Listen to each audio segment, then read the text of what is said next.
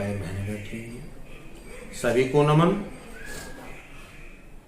और मैं अपनी शुरुआत करता हूँ। ऋषि महात्माओं, साधु संतों की ये जन्मभूमि, भगवान सिंह, राम और कृष्ण यहीं पैदा हुए, इसी भारतवर्ष में पैदा हुए। कृष्ण की भूमि वृंदावन, राम की भूमि अयोध्या। भगवान शिव हिमालय पर्वत पर विराजमान, जो उत्तरी भारत में विराजमान है। भगवान शिव की तपोस्त्री बताई जाती है। गंगा जी हरिद्वार से निकलती हैं और अपना ठंडे जल से पूरे भारतवर्ष को पावन कर देती हैं। इस धरती पर तपस्वी स्त्री होने के साथ साथ ये स्त्री भारतवर्ष की भूमि पूजनीय है। मैं ऐसी धरती को नमन करता हूँ। साधु संतों की ये, देवी देवताओं की ये भूमि, जहाँ कबीर, सूरदास, तुलसीदास, रैदास, विवेकानंद, महात्मा बुद्ध, रसखान, रामकृष्ण परमहंस जैसे महापुरुष पैदा हुए हैं। अपने तपोबल से इस पृथ्वी को पावन कर दिया है। संपूर्ण भारत में जो भी तपोबल का स्थान है वो भारतवर्ष में ही है। और विदेशों से जो लोग आते हैं, आज भारत का जो सम्मान है या गौरव जो है पूर्व जन्मों से चला आ रहा है, वो तपोबल के कारण। ये तपोबल युगों युगों से चला आ रहा है। ये भक्ति युगों युगों से चली आ रही है। कृष्ण की भूमि रही या राम की भूमि रही या किसी भी देवी देवताओं की भूमि रही, यहाँ रह करके इन्होंने संसार के वो कार्य किए। संसार के उद्धार के लिए भारतवर्ष एक नियुक्त भगवान ने किया कि यहीं जो भी होगा, यहाँ से ही पूरे देश और विदेशों को, पूरे संसार को प्रेरणा मिलेगी, ऐसा प्रेरित होता है। परंतु राम अयोध्या में पैदा हुए। उनके गुरु वशिष्ठ और गुरु विश्वामित्र ने अपने तपोबल से, विश्वामित्र ने अपने तपोबल से, अपनी श्रद्धा और भक्ति से पूरे विश्व को, पूरे ब्रह्मांड को चमका दिया। परंतु उनकी श्रद्धा और भक्ति का भाव देख करके, विश्वास देख करके, अटूट तपस्या देख करके, अटूट भक्ति देख करके देवी और देवताओं ने उनको एक, उनके दिमाग में मां गायत्री मंत्र की उच्चारण निकलने शुरू हुए। ये उच्चारण ओम भूर्भुवस्सुः तत्सवितुर्वरेण्यं भर्गो देवस्य धीमहि धियो यो नः प्रचोदयात्। ये उच्चारण निकला। 2500 वर्ष से और 3500 वर्ष पूर्व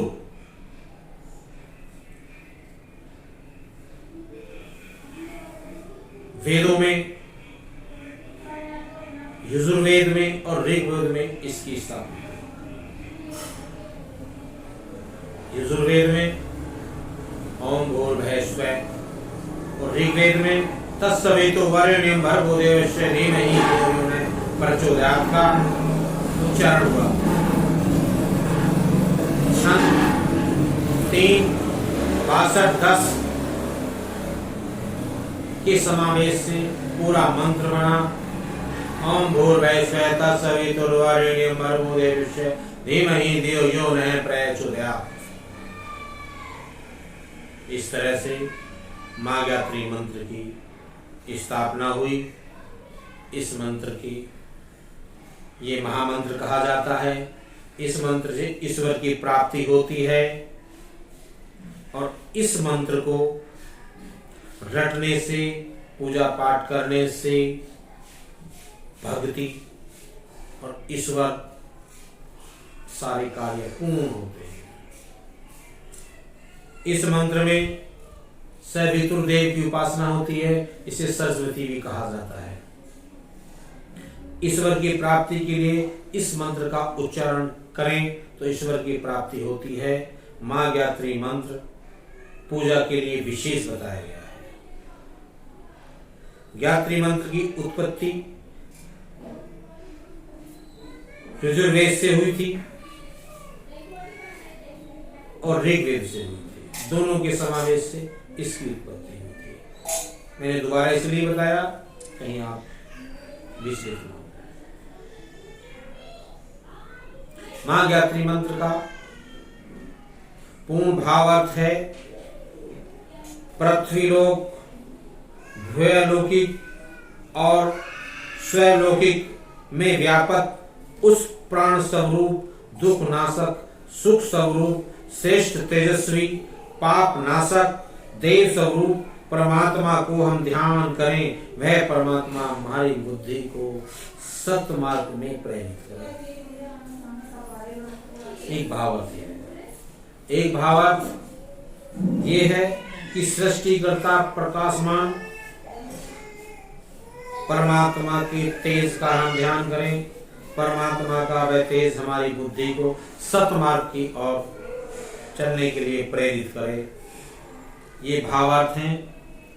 माँ गायत्री मंत्र का जाप करने से मानव के अंदर एक अनोखी ताकत आती है, अनोखी शक्ति का प्रकाश होता है, देव शक्ति का प्रकाश होता है, एकाग्रता आती है। जो मनुष्य माँ गायत्री मंत्र को निरंतर करते हैं उनको गुस्सा, बुरी आदतों से समाप्त हो जाता है और आत्मा और बुद्धि में विकास होता है, खुशी की प्राप्ति होती है, हर कार्य संपन्न होता है, मानसिक शांति होती है। माँ गायत्री का दिन रविवार होता है। रविवार को मंत्र का उच्चारण करने से, सूर्य भगवान के सामने बैठने से, जो सूर्य भगवान की पूजा होती है उससे विशेष कार्यों में उपलब्धि होती है, इच्छा अनुसार फल मिलता है, ऐसा वेदों में लिखा गया है। इसे वेद माता भी कहा गया है। वह तेज, कीर्तिमान, धन को देने वाली होती है, इसका यश देने वाली होती है। इस माँ गायत्री को माँ मंत्र से महामृत्युंजय मंत्र और माँ गायत्री मंत्र दोनों एक दूसरे में समावेश हैं और माँ गायत्री मंत्र को पढ़ने से, उच्चारण करने से हमारी अंदर की दिव्य आत्मा मजबूत होती है। ऐसा करने से जो मनुष्य माँ गायत्री मंत्र का स्तुति डेली करते हैं उनके अंदर का जो गुस्सा होता है, नाराजगी होती है, दुख होता है, कष्ट होता है, वो धीरे धीरे समाप्त हो जाता है। माँ गायत्री का दूसरा नाम तारक मंत्र है। तारक मंत्र का मतलब है तैरने वाला। इस मंत्र का जाप करने से मनुष्य तर जाता है, भव सागर से दूर हो जाता है, ऐसा वेदों में लिखा गया है।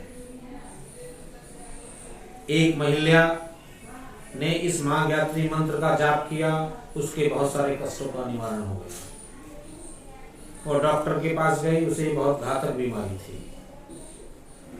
उस घातक बीमारी को वो वर्षों से चल रही थी।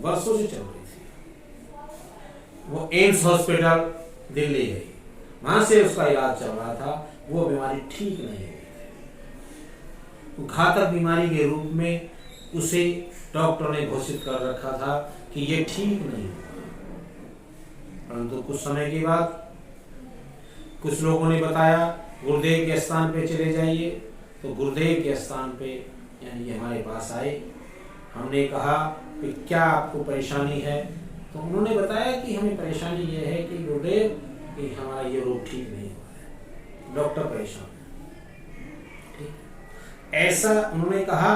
हमने उसको गुरु मंत्र की दीक्षा दे दी कि गुरु मंत्र का जाप, ओम भूर्भुवस्सुः तत्सवितुर्वरेण्यं भर्गो देवस्य धीमहि धियो यो नः प्रचोदयात्, इस मंत्र की दीक्षा दे करके मंत्र का उच्चारण करने के लिए बोला, और दोनों वक्त इस मंत्र का जाप करें तो आपको ये रोग ठीक हो जाएगा। परंतु जैसे जैसे ही उस स्त्री ने विश्वास किया, श्रद्धा भक्ति से आगे बढ़ी, उस मंत्र का डेली जाप करने से जो रोग समाप्त नहीं हो रहा था वो रोग समाप्त हो गया। 3 महीने बाद वो डॉक्टर के पास गई, एम्स हॉस्पिटल। डॉक्टर से बोला कि आप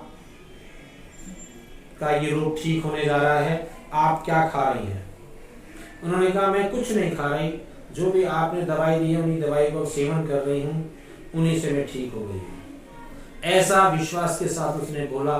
डॉक्टर ने कहा दवाई तो आप हमारे यहाँ 1-1.5 साल से खा रही हैं, तो तब तो ठीक नहीं हुई, अब अलग से क्या खा रही हैं? उन्होंने एक ही बात कही, मैं माँ गायत्री मंत्र का जाप निरंतर करती हूँ, विश्वास के साथ करती हूँ कि मुझे ये कष्ट दूर हो जाए, और मेरा ये कष्ट उस माँ गायत्री मंत्र के जाप करने से दूर हो गया। माँ गायत्री मंत्र की स्तुति मात्र से ही मनुष्य के अंदर का जो डर और भय होता है वो समाप्त हो जाता है। ऐसा करने से मनुष्य के अंदर का भय, डर, कंपन, कष्ट, रोग समाप्ति की तरफ चलते चले जाते हैं और वो ठीक हो जाता है। गायत्री मंत्र पढ़ने से बुद्धि का विकास होता है। ऐसा एनालिसिस किया गया, विश्लेषण किया गया, 1000 बच्चे जो बिल्कुल बुद्धिहीन थे, जिनको पढ़ाने में असमर्थ थे, पढ़ने में असमर्थ थे, वे रिपोर्ट है विश्वविद्यालय की रिपोर्ट के अनुसार जो उन्होंने एनालिसिस करके रिपोर्ट भेजी, उनमें जो डॉक्टर थे, पीएचडी होल्डर जो प्रोफेसर थे, उन्होंने रिपोर्ट भेजा कि छोटे बच्चों को बुद्धि विकास नहीं कर रहे थे, उनको विकास होना एक आश्चर्य की बात था। उनको माँ गायत्री मंत्र का उच्चारण डेली करा गया, मात्र 100 दिन तो लगा, उनकी बुद्धि में विकास हो गया। यह विकास माँ गायत्री मंत्र के पढ़ने मात्र से ही हुआ। इस महामंत्र में एक बहुत बड़ी ताकत है। जो इसको विश्वास से, प्रेम से, श्रद्धा भाव से, गुरु के बताए हुए नियमों के पालन के अनुसार करता है, उसको समस्त रोगों का, कष्टों से निवारण हो जाता है। चाहे वो कष्ट मानसिक हो, चाहे वो आर्थिक हो, चाहे वो शारीरिक हो, चाहे किसी का बुद्धिहीनता का हो, चाहे वो किसी का कष्ट निसंतान का हो, वो भी उसका कष्ट समाप्त हो जाता है। मात्र भाव, भक्ति, श्रद्धा, विश्वास, प्रेम और गुरु के बताए हुए नियमों के पालन से माँ गायत्री मंत्र का जो उच्चारण करते हैं, उनको भविष्य में जो कष्ट आता है सहज में निकल जाता है और वो आत्म शांति होती है। इसे महामंत्र इसीलिए कहा गया है कि ये वेदों में बहुत महामंत्र है। इस महामंत्र के जाप करने से समस्त कष्टों का निवारण होता है और समस्त सुख की शांति होती है और भगवान की प्राप्ति होती है, ईश्वर की प्राप्ति होती है, धन धान से परिपूर्ण हो जाता है। इस मंत्र में ये ताकत है। जो भी इस मंत्र को बड़े अच्छे ढंग और तप से, ध्यान से डेली इसका उच्चारण करते हैं, पूजा पाठ में सम्मिलित करते हैं, उनका भविष्य उज्जवल होता चला जाता है। गर्भवती माताएं इसका उच्चारण करती हैं तो उनके बच्चे को भी अच्छा प्रभाव पड़ता है, बुद्धिमान होते हैं और वह बुद्धिमानता उनके भविष्य को, उनके परिवार को उज्जवल कर देती है। ऐसा इस मंत्र के पढ़ने से होता है। मैं गुरुदेव शुक्राचार्य के तत्वाधीन में गुरुदेव शिव कुमार पाल इस प्रवचन के माध्यम से मां ज्ञात्री मंत्र की मैंने उल्लेख किया है।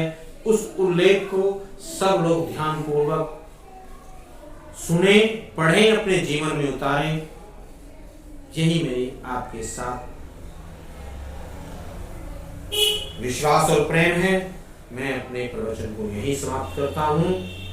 ओम श्री गुरुदेवाय नमः। ओम श्री गुरुदेवाय नमः। ओम श्री गुरुदेवाय नमः।